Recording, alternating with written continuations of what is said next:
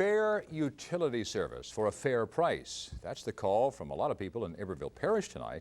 The State Public Service Commissioner herself for that area met with tens of upset residents in the town of White Castle.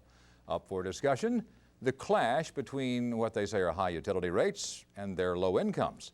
WAFB News Tonight reporter Jennifer Donlin is just back from that meeting and has more. Jennifer? George, residents in White Castle say they're concerned about low-lying hazardous utility wires, what they say are high rates, and energy efficiency. And if they wanted anyone to hear their complaints, well, all of the necessary players were on hand this evening. I remind, the Public Service Commission regulates Entergy's rates. Who's going to do this or who's going to do that? We don't need that.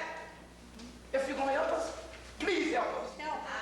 55-year-old Charles Taylor has lived in White Castle all of his life. For years, he worked on a sugarcane farm until he was injured.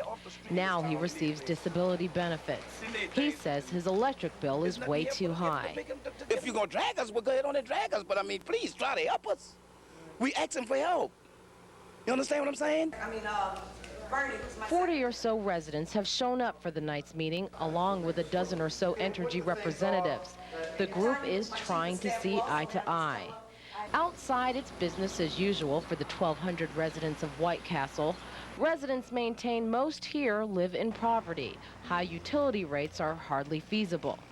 Public Service Commissioner Irma Dixon. Right, remember, it's summer, it's getting hot, and the rates aren't getting any lower. And they need some attention, and right now we're working with them.